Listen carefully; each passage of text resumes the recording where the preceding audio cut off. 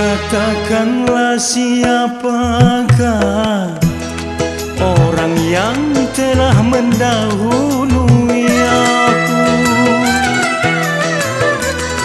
Katakanlah siapakah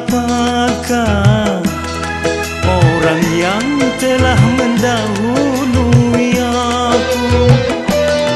Andainya kau katakan sebelum perkawinan, tak akan menjadi rasa penyesalan.